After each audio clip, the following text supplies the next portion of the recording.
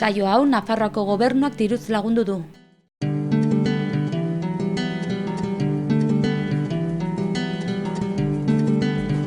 Saio hau Nafarroako Gobernuak diruz lagundu du.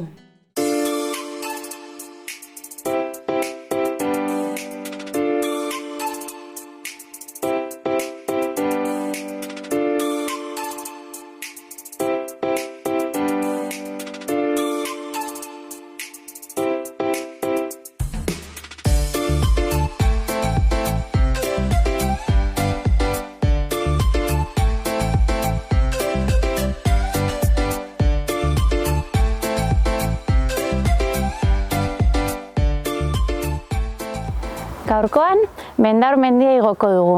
Horretarako, Aurtitz auzora hurbildu gara. Aurtitz, Ituren herriaren ondoan dagoen auzoa da. Hemendik, Aurtitzetik, 11 kilometro ditugu tontorreraino eta buelta. Guztira, 940 metro desnibel positibo izango dugu. Aldapa gogorrak izango ditugu bidean barna. Eta kaskada edo ur-jauzi ezberdinak pasatuko ditugu. Hemendik, Aurtitz auzotik hasiko dugu gure ibilbidea. Motxila hartu, ura sartu eta ea eguraldiak mantentzen digun. Bagoaz!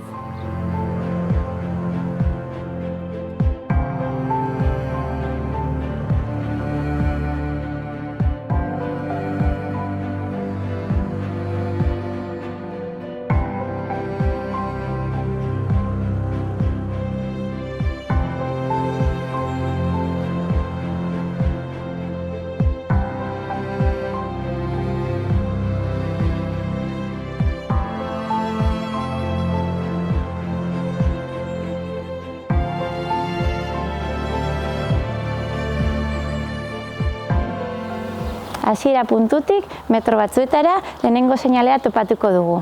Hemen Mendaur mendia markatzen du. Seinale hauek jarraitu eta gure mendiarekin hasiko dugu. Mendaur, Nafarroako ipar-mendebaldean dagoen mendia da. 1136 metroko garaiera du eta Malerreka eta Bortzirietako eskualdeen artean kokatzen da. Gure abia puntua Ituren herriaren ondoan dagoen Aurtitz auzoa izango da. Hemendik 11 kilometrotako ibilbidea osatuko dugu, guztira 950 metroko desnibel positiboarekin. Bi zatitan banatzen den ibilbidea da, Urterigera arte doana eta hemendik Tontorreraino gerturatzen dena. Burtizko lepoan iristean, Mendieder, Larun, Ekaitza eta inguruko beste hainbat mendiz gozatzeko aukera izango dugu. Behin Tontorrean, Mendaur baseliza eta Bailara osoko bista zoragarriak edukiz. Pagadi eta Aritz artean ibiltzeko, urtegi eder batez gozatzeko eta Malerreka eta Bortziren inguruko paraje ederraz disfrutatzeko aukera ezin hobea. Auzotik irten, zubia pasatu eta panel honetara hurbilduko gara. Hementxe, GR11 eta GR12 markatzen dute. Guk hemendik 940 metrotako desnibela daukagu Mendaur Tontorreraino. Beraz, bide xidorra hartu eta hemendik poliki-poliki Mendaur mendia igotzen hasiko gara. Bagoaz!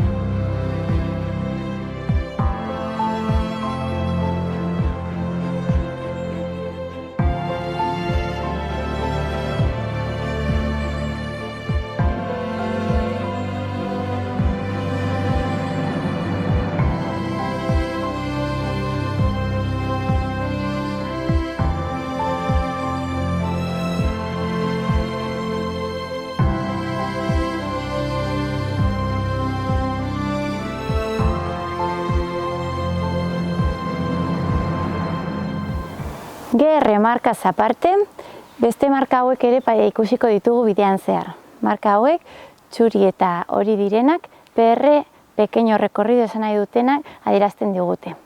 Beraz, hemendik barna, 2 marka hauek ikusiko ditugu zuhaitzetan zehar. Bagoaz.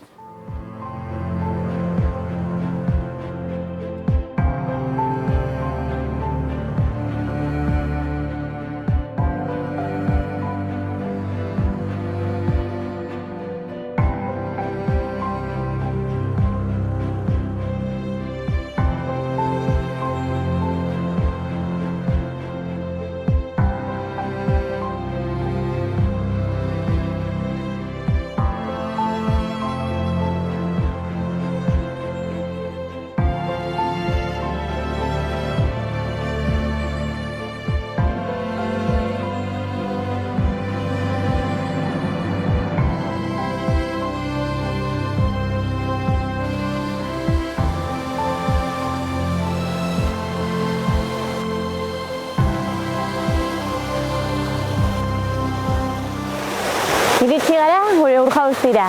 Benetan ederra da. Ez dakit gura nola egongo den, ematen du hotze egongo dela, baina bueno, probatu dezakegu agian hemendik.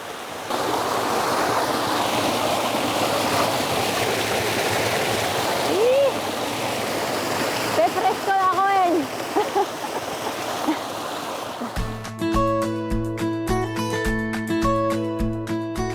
Kaixo, gaur, Mendaur mendira hurbildu gara eta saiatuko gara saio hontan zuenganatzen hementxe Mendaurren inguruko bai paisaia, zein animalia, zein landare pixkat zuenganatzen.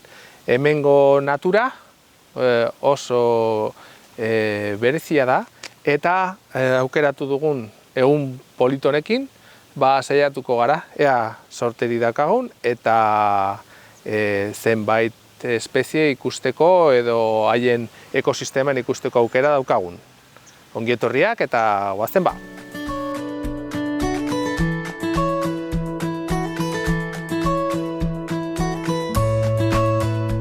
Mendaurreko magaletatik bista ikusgarriak ditugu hementxe, ene atzekaldean ikusten dira, beintza, ezkurra, ezpelura eta baiara hauetako pixkat goiko itxura. Nahiko itxia, baso kadukoen espezie pixkat nagusi izaten dira. Beheko magaletan askotan lizarrak, altzak, sahatxak eta igotzen garen momentutik pixkat aritzak eta tamaina handiko aritzak izaten ohi dira, pixkat gure basoak nagusitzen diren espeziak eta apurka-apurka metroak igotzen garen heinean pixkat ja larreetara helduko gara. Abeltzaina edota aberen, etxaberen ugaritasunaren arabera, larre hauek egongo dira pixkat motzagoak edo pixkat ja suzezio vegetalaren pixkat hurrengo pausuetan nagusiturik egongo dira.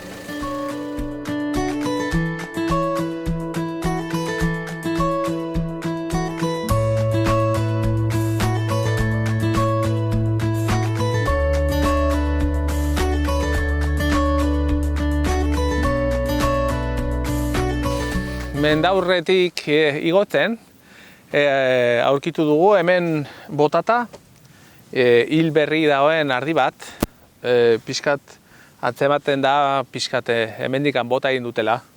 Eta gainera inguruan beste zur zati batzu daude. Pentsa, badaude leku hobeagoak hau egiteko, badaude adostu daiteken lekua, batez ere leku zabala direna, pentsa agian hor, justu atzekaldean dakagun beste larre ireki horretan, ze hementxe sailek ezin dituzte haien lanak ongi burutu.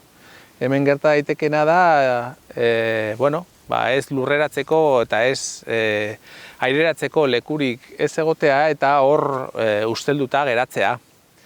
Horrek osasun arazoak ekar ditzake, ze hemendikan euria botatzen duenean ur hori bai ur korronteko urek zein lurrazpian dauden urak kutsatzea eta gero gure iturburuak kutsaturik egotea gai organiko ustelduen bitartez. Nik uste dut oso mesedegarria eta pixkat hortikan sartuta, batez ere larre zabal batean, leku asko eta asko adostuta daude, pixkat gauza hauek egin ahal izateko. Hemen naturak martxan duen edo martxan jartzen duen makinaria hori, bai lehendabizi beleak etortzen direnak, haien kolore beltz dizdiratsuekin begibistatik beste mirugorriak eta saiarrek ikusten dituzte kolore dizdiratsu horiek, haiek jaten dituzte tripak eta pixkat haragi ustel baiaia guztia. Azkenik zai zuriak etortzen dira, haien moko estuekin eta tendoiak eta ezurretako leku txikitatik haragi ustel txiki hori garbitzen dute, eta azkenik ugatza etortzen da eta batez ere barruko ezurren gaia hartzen dute eta elikatu egiten dira. Horrelako gauzak egiten baitugu eta hementxe edonon botatzen baitugu, ziklo guzti hori ez da posible suertatzea eta gainera kaltegarria da gure osasunarentzat eta ingurumenerako. Beraz, pena bada, baina apurka-apurka denen artean lortzen dugu garapen eta iraunkortasun pixkat handiagoa, ze mesedegarria da guretzat gizakiontzat arazorik ez, eta haientzat aukera bat haien biziaren zikloa aurrera jarraitzeko.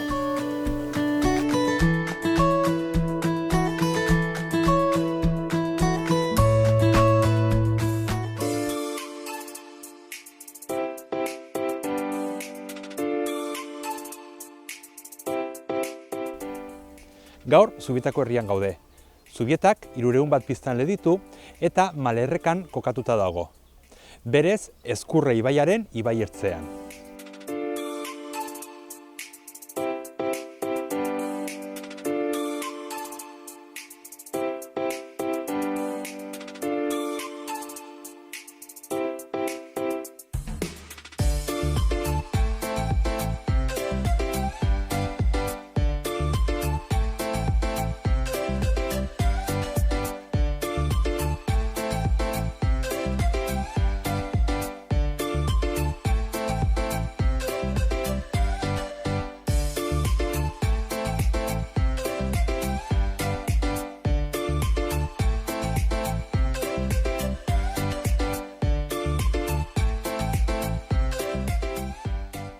Zubietako etxeak Baztan Bidasoko etxearen eredua jarraitzen du.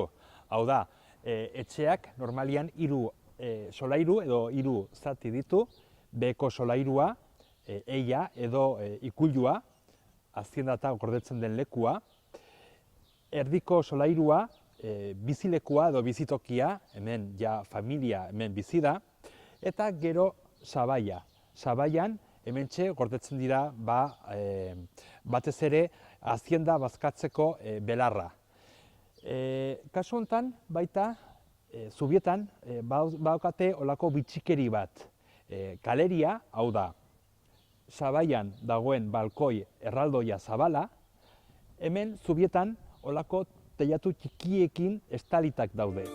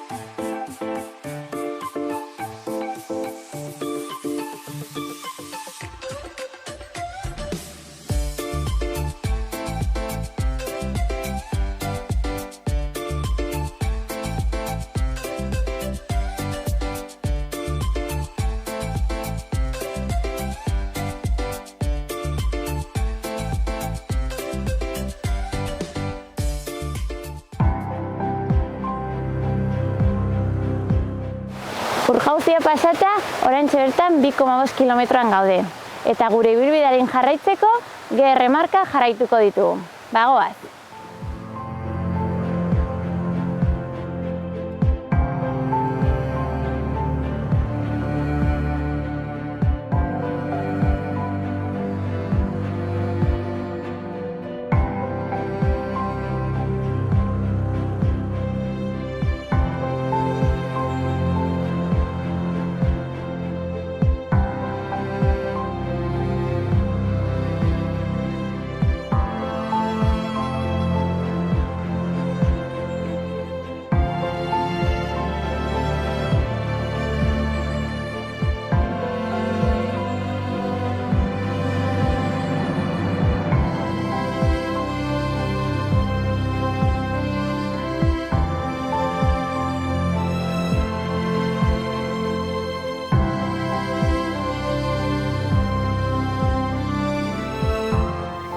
Lehen esan bezala, ibilbidean zehar GR markak jarraituko ditugu.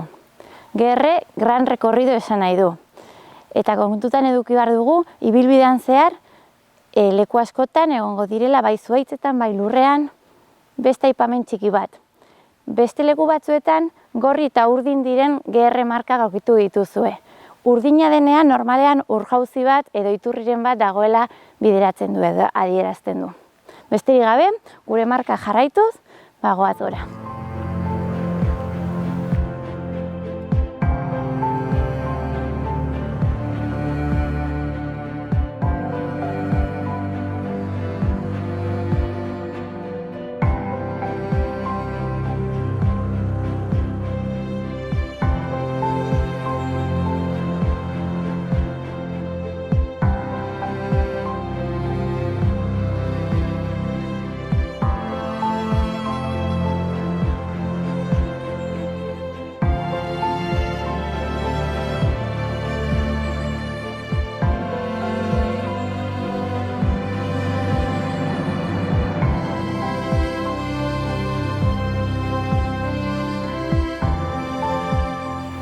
Heldu gara Mendaurreko urtegira.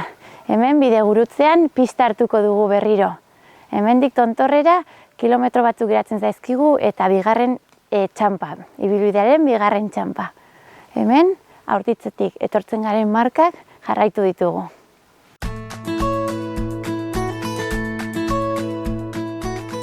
Hementxe ikusten dugu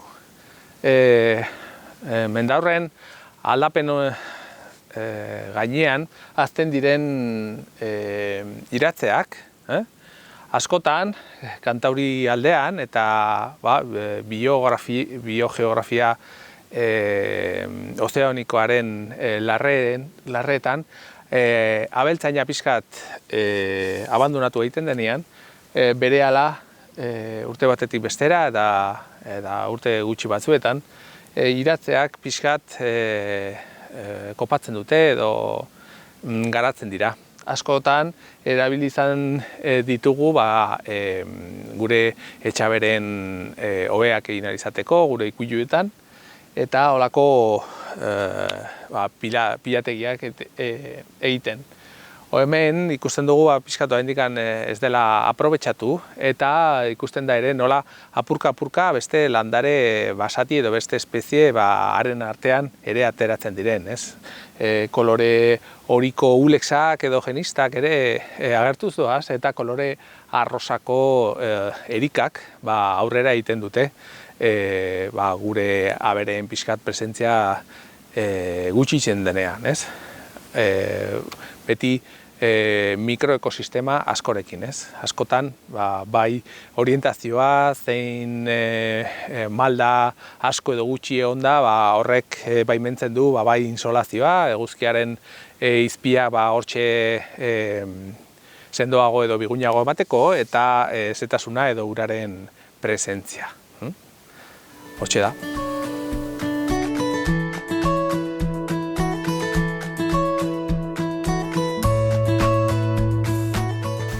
Hementxe ikus dezakegu pixkat iturburu txikitxo bat. Ez du pasaden egunetan sobera ur bota, baina zetasun hau segurazki betaren bat egongo da hortikan, eta justo hemen afloratu egiten du, kanporatu egiten da ur hori. Ikusten dugu ararria, haren pixkat ukimenarekin, eta haren kolore ferroso edo gorriztarekin.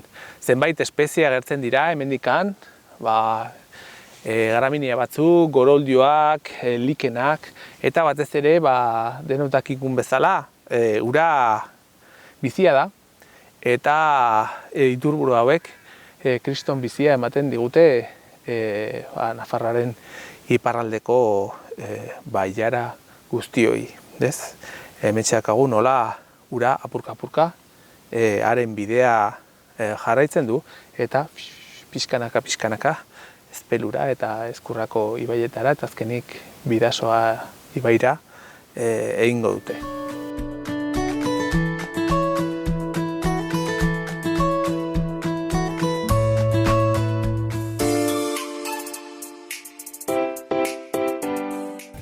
Hemen dugu Juainas Paul, Zubietarra, baita irakasle ohia, historialaria, ikerlaria, errotari ohia.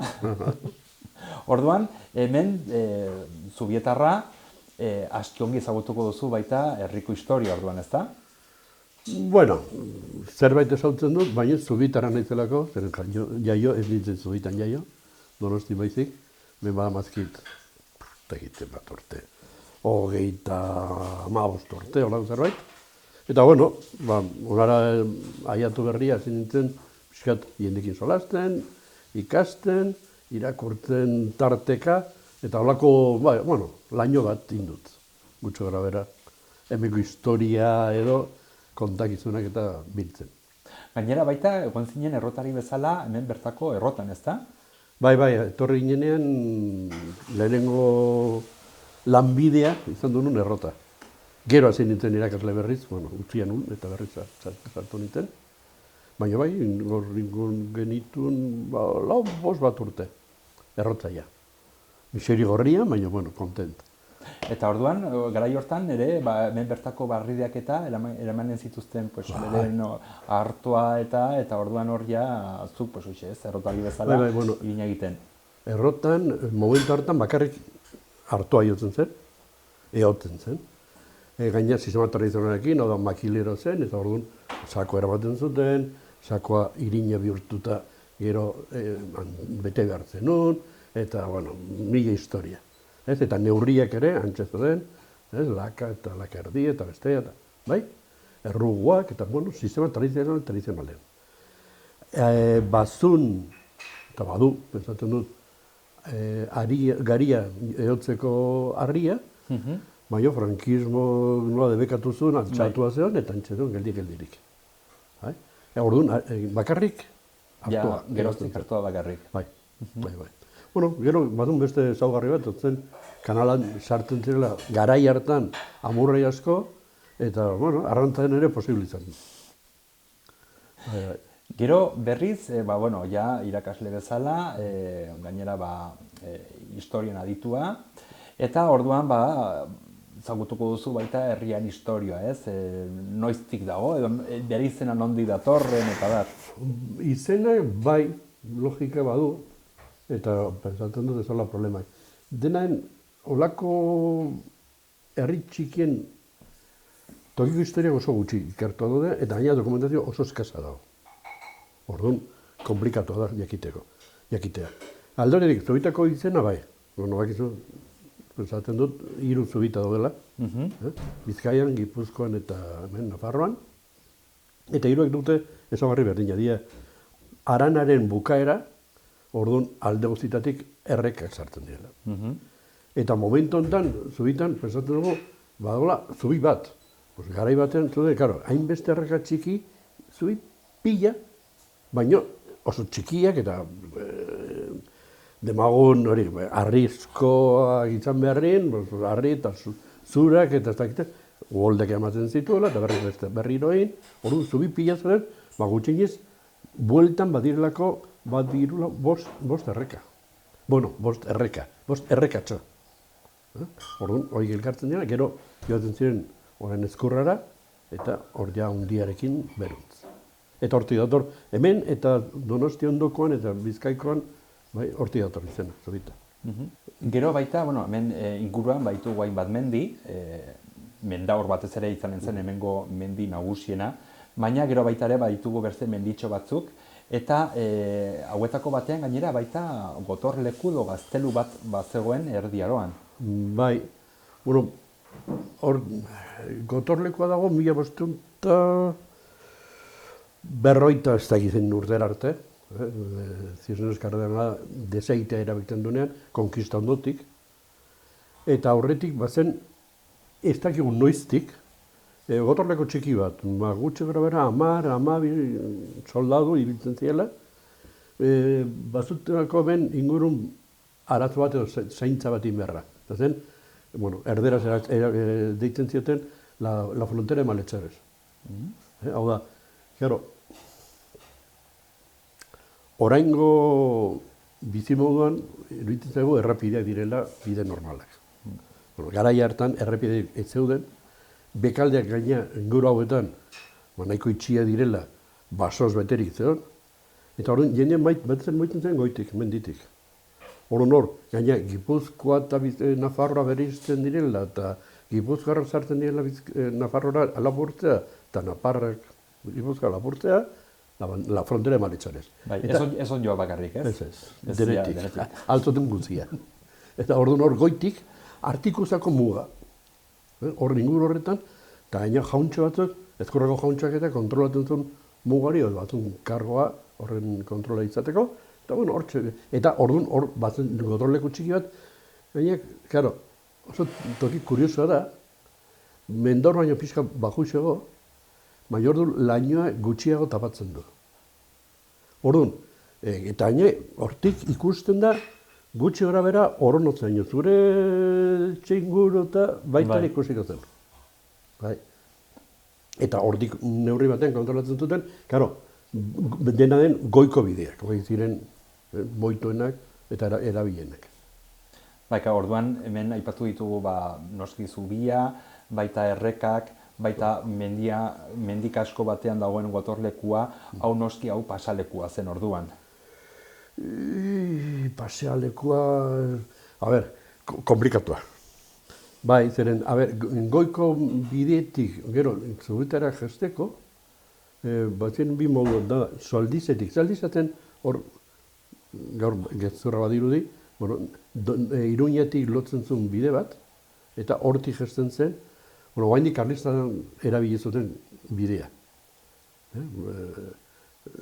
Larremiar eta horri inguru hortan? Bai. Orduan, gero zubitak bukaren gelditzen zen, Aranaren barruan, bai, harremanazun batez ere zaldizekin eta gero itxunekin, baina desberdinak. Guardakizu, horbil etxai. Bai. Baina, hortaz ez gariko. Badakit ere, baratze zalea zarela, ezta? Bai. Eta orduan ere, zubietan landa eremuan kokatuta dago. Gaur egun zenolako garrantzia dauka hemen orain nekazaritzak? Gero eta gutxigo. Horren arban. Bitu, nik esan dizut hori ezakitela zenbat urte etorren nintzela, gutxi gara bera, 30 bota. Edo gehiago, pixka gehiago. Errotan ginen, errotak bazitun ezaugarri batzuk, hau da, nola errotzaileak artoa ehotzen zuten, lapurtzeko arriskoa. Bai. Orduan, kontrolak beste gauzen artean ekartzen zuen. Aldetik, ezin genula xerririk jarri,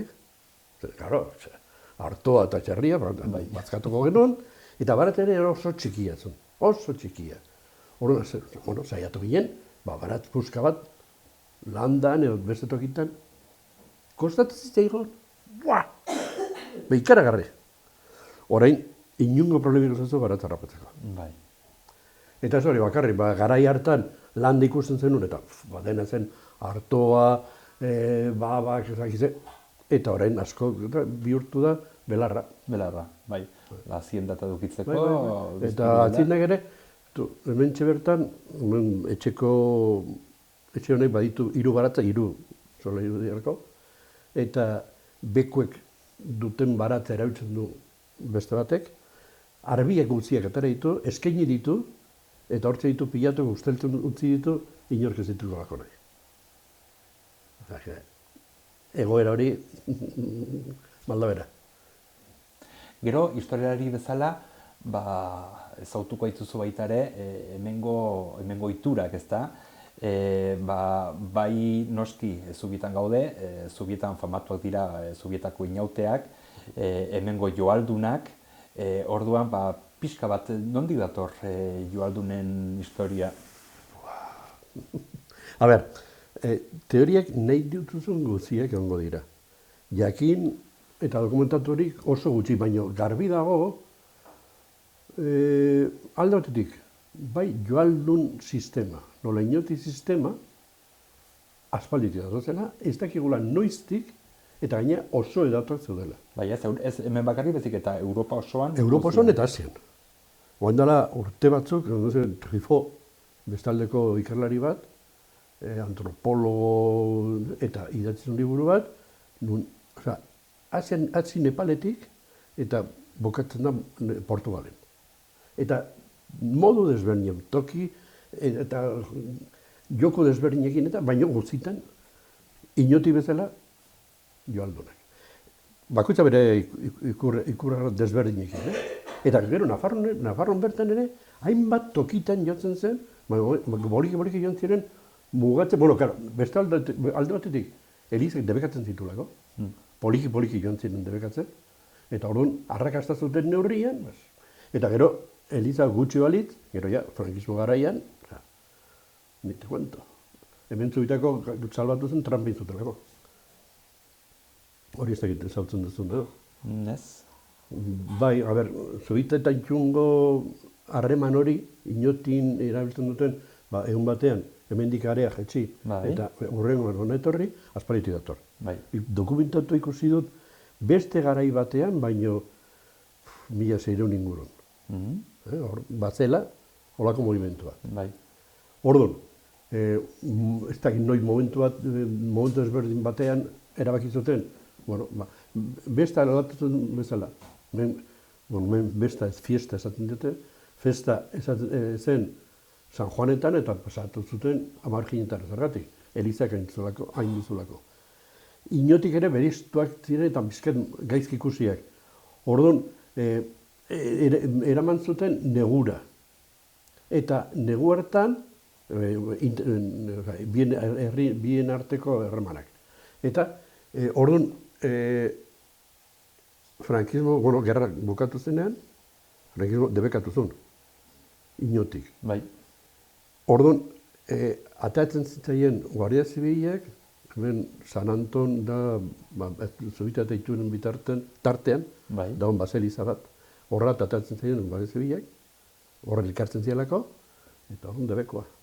Orduan, erabaki zuten trampa txar bat inbertzutena, arrontarreza esan zuten, ez ziela inotik. Zirela neguko bestek. Eta orduan, eraman zuten data konkretu atera. Ez du, hemengo inotik ez dute lotura Garizumarekin. Horregatik salbatu zen. Trampa hori intzuten eta bola mantendu zuten. Eta jatorria, mundu guztian edatua zeuden, eta suposatzen da bai negua, aldaketak, horrekin lotura bat zutela, gero sinismen, ez dakigu zen sinismenekin loturik. Eta gero, joaldunak toki askotan erabiltzen ziren, joariak, eta hartzaiekin lotuta, generalin. Eta dena den horrekin ere gertatzen da, Zubitar lehenengo testigantzak irudiekin eta zen jendea, normal, jantzia, arropa zarrakin, eta joari jarri, eta jazta. Gero, 60 hasi ziren, doktore jazten, atxunturroa batzen, eta ez dakite, baina hori neko berria da. Eta gero ez dakit hori, okorritzen zaion esatea, joarian bete beharra zela, sorginak usatzea, eta hortik doa, baina ez dut zeikusterik, nire iduin, berez, bai zonalde guztian ez, Baztan bidasoa zonalde guztian, baitugu hainbat koindari eta gehienak nahiko folklorikoak ez daukate olako bas historiko bat, baina hemen adibidez ere Zubietan ere aurkitzen ditugu hainbat kontu, hainbat historioa, lamiekin eta sorginekin eta loturak dituztenak, ezta? Bai, beno, lamien historia bat oso polita iruditzen zait. Gainera, batez ere, erakusten delako sinesmen tradizionaletan sortzen diren aldaketak eta movimentuak. Eta da, suposatzen da, lami batek bazula bizitza oaingo elizaren azpian omen zegoen zulo batean. Eta, liatu zen kristau batekin. Bai. Zenarra hartu zen kristaua. Orduan, seme bat, jaia zitzaien, eta orduan, klaro, lamiek ez zuen bataiatu nahi, eta aita bai. Orduan zein zuten, hartu eta erdibitu, Salomon. Salomonen ipuian, eta ez da bakarra. Beste bat ere bada hemen, Zubitan, bildua, mendaurretik, Sansonek uhalea hartu eta harriak botzen zitula, ondatzen zuen Saldizko eliza berritzen egiten nahi ziela, orduan, urratu nahian. Bai? Eta, faena puskatzen ziren tartean, eta orduan, agertzen dira tartean, bideo horretan, ez bakarrik hemen, beste aldan ere, baina berdin dio, badira harri batzuk konglomedatu bezala, harri txikiak pilatu bezala bloke bat, hori dira Sanson harriak zeuetan. Sansonen bota, baina Saldizko eliza ez zuen harrapatu. Eta gero baita hemen inguruko mendietan, mendaurri inguruan eta baita arrespiak eta aurkitzen ditugu, ezta, megalitoak. Bai, oso kuriosa, bat mendaurreko bidian, Trikuarria, gero hemen gorago, eratxungo terrenuan, baino Artikozako alde honetan, bada ere menir bat. Kromletxak ez ditut ezauten daudenik. Batzutan pentsatu izan dut hemen bertan ere litikela, baina momentuz, inork ez du induzketarekin, eta ez diagetu. Baita zaren Trikuarriak eta menirrak. Eta menirrak. Gutxi, baina Eta gaina, menirren kasuan ere, Zubitan ez, baina eratxunen esaten dute, hori izan duzela, tartalo, hartu zula harria, patazun, eta hanker dituzela. Bai, ez hemengo harri guzti hauek beti edo badute Sanson, edo tartalo, edo basajaon. Bai, eske hori da, ziurazki aldatzen joaten diren historiak.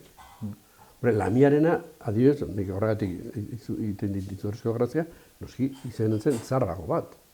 Baina gero joan zen moldatzen, eta eskenin sartu zuten Salomon, kristaua eta nahi duten guztia. Eta gaina beti historia hauek ere aukateolako nekazal munduaren kutsu bat ere. Bai, neurrandi batean, nekazari gartzen ulertu edo ulertzen ez dituzten gauzak nola bita saldu behar. Eta holako historiak onartzen dituzten. Orduan jarraitu beharko ditugu historia hauek ere bai kontatzen eta bai... Eta biltzen. Makorrena da gero eta gutxi du. Gelditzen direla, eta, noiz egiten sortu genuen sortu zuten bilketa txiki bat, eta, zerbait dago, baina, ez dakit, pena ematen du, gero eta gutxi gelditzen dira, tokiko ziten. Mila esker, Joainaz, jarraituko dugu herria ezagutzen, eta mila esker, azurpen guzti hauengatik. Zuei. Hasieratik esan dugun bezala, gaurko guraldia ez da oso egonkorra. Horregatik, oso gomendagarria da, lehen esan bezala, xira motxilan eramatea. Guk ipini egingo dugu. Tontorrari hasiera emateko edo jarraitzeko. Beraz, xira ipini.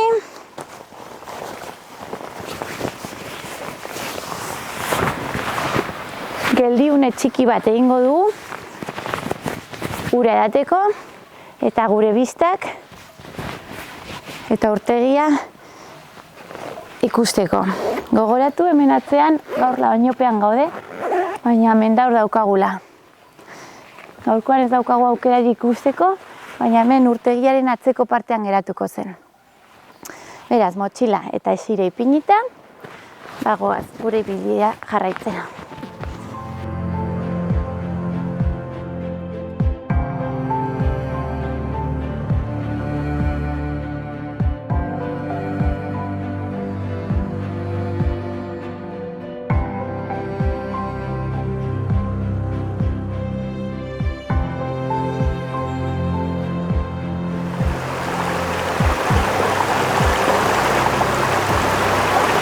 Mendaur urtegia inguratu eta atxeden leku batera heldu gara. Hemendik errezgat txikitxo bat gurutzatzen da. Hemen zubia hartu eta kilometro terdira daukagu tontorra. Hori bai, aldapa gogorrena geratzen zaigu. Beraz, hemen atxedena hartu, ur pixko bat edan eta bagoaz gora.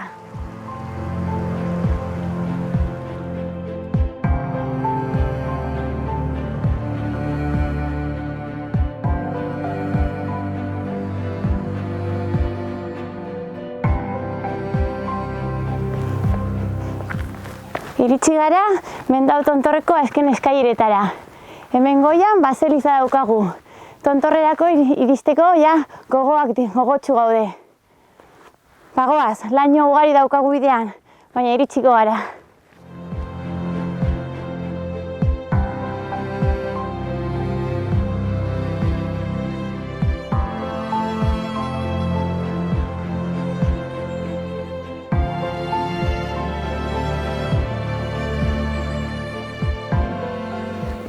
Iritsi gara tontorrera. Gogoak genituen iristeko jada, Mendaurreko tontorrera. Ikurrina eta guzti daukagu hemen. 1151 metro dituen Mendaur, mendia. Hemen inguruan mendieder eta beste hainbat mendi ikus daitezke, baina gaur lainopean gaude eta ezin dugu parajeaz disfrutatu. Beraz, lainopean gauden arren, baseliza ikusi, eta hemen dira ibilbidea beraka joango gara ja. Bagoaz.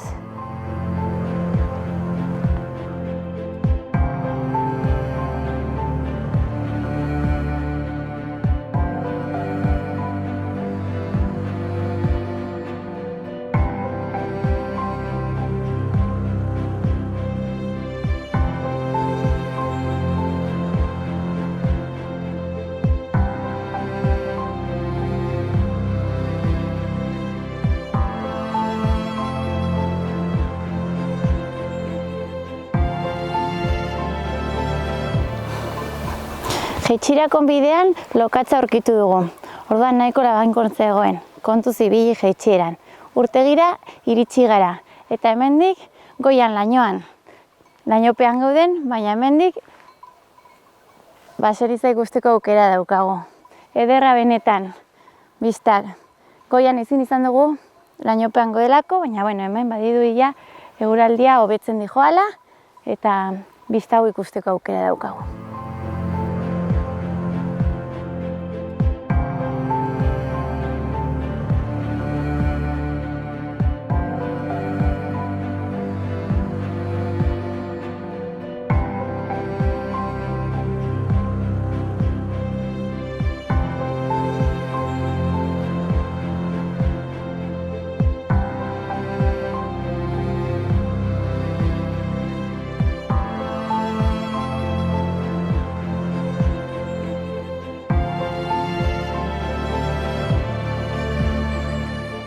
Helmugara iritsi gara.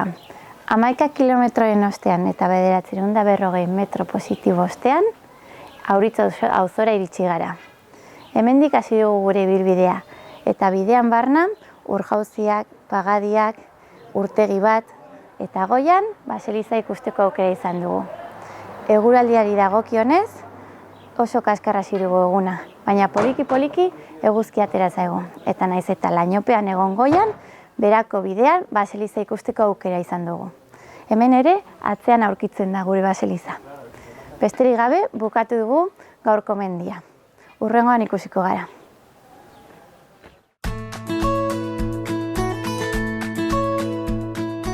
Hementxe aurkitu dugu zenbait aleko basotxo txiki bat, Eta bada espezie atzerritar baten basoa. Hau bada aritz amerikarra, eta bueno, gure aritzetaz pixkat ezberdintzatzeko, bakarrik hostoarekin, erraza da jakitea zeintzuk diren, zein. Adibidez, hosto hauek ez daude oso ongi, baina begira, aritz amerikarraren hostoa beti puntadunak izaten ohi dira. Gure aritzetako hostoak aldiz beti borobilak izaten ohi dira. Ere, fijatzen bagara, enborrazalan, gure aritz zaharrenetan ja pixkat olako estriak edo alde handiko azalak izaten ohi dituzte, aldiz aritz amerikarraren enborrazala beti nahiko leunak izaten ohi dira. Hauek oso bizkor hazten dira eta 20-25 urtekin ja ale altuera handiko zuhaitzak izaten dira. Eta hauei ez zaie asko gustatzen gure eremu lauetako zoruak, adibidez, beti maldatxuetan egoten nahi dira, ze ureztatzea ez zaie sobera gustatzen. Baina ateratzen direnean oso zaila izaten ohi da, gero haiek kontrolatzea, ze naiz eta azpitikan moztu, gero berriz ateratzen ohi dira. Badaude Nafarroan esperientzia batzuk, non bukaeran egiten dena pixkat haien hazkuntza saiesteko eta beste esplotazio forestal bat egin nahi duzunean, pixkat olako plastikozko mantak jartzea, ze argia eta sustairen bat barruan geratzen baldin bada, haiek haien kabuz garatu egiten dira eta esan bezala asko ugaltzen ohi dira. Ezberdintasun handia badago orduan gure aritz eta Ameriketako aritzekin.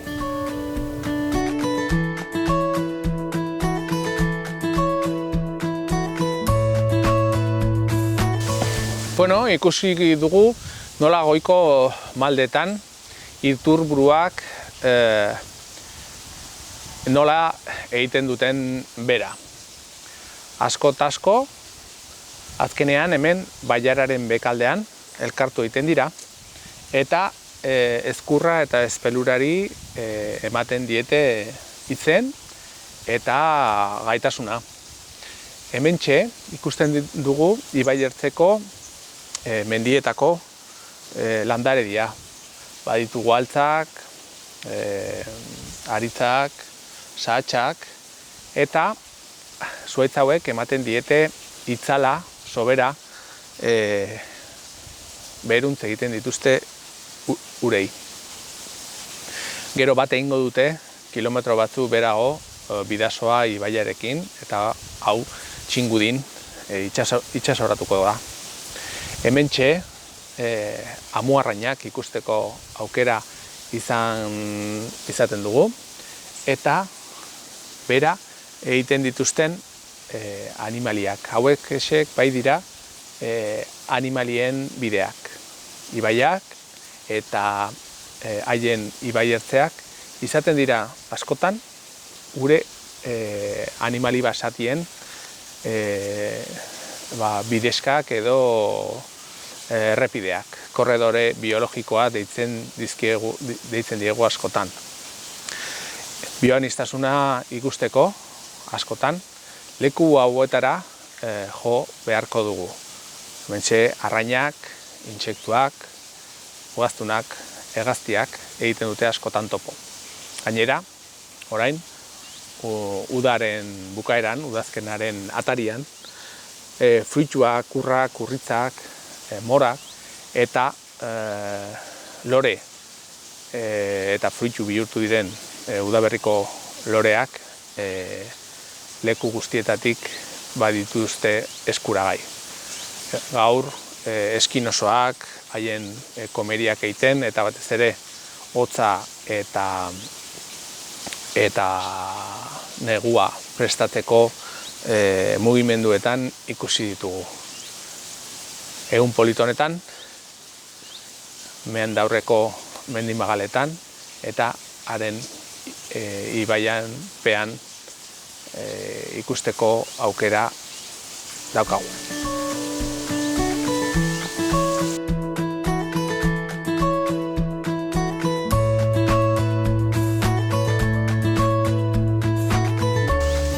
Bueno, gaur, Mendaur mendia ezagutu dugu. Eta haren inguruan dauden larreak, basoak, animaliak zein landareak.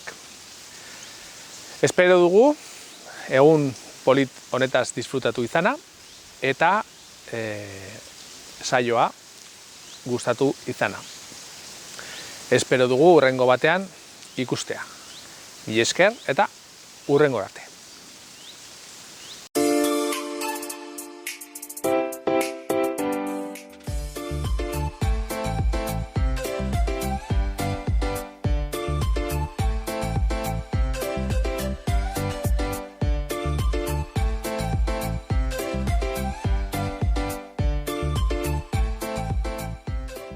Eta herriko sarreran, zubi hau aurkitzen dugu, Ezkurra ibaia gurutzatzen duena, berez, Zubieta herriaren izena hemendik dator. Hemen daukagu zubia eta Zubieta izanen zen zubiaren lekua edo herria.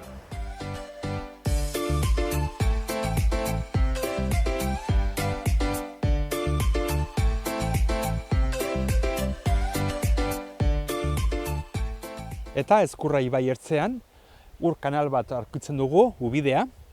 Kanal hau, Zubietako errota mugitzeko erabiltzen da, eta berez gaur egun Zubietako errota ekomuseoan bihurtu dute, eta aukera daukagu errota martxan ikusteko.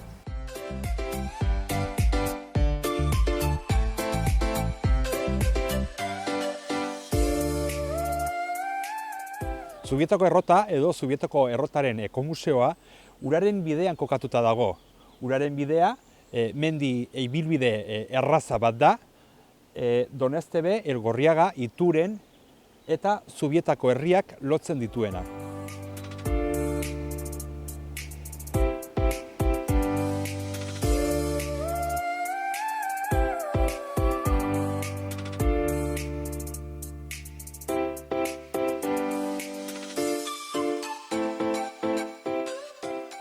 Eta hementxe, Zubietako elizaren inguruan bukatzen dugu gaurko saioa. Bertze bat arte.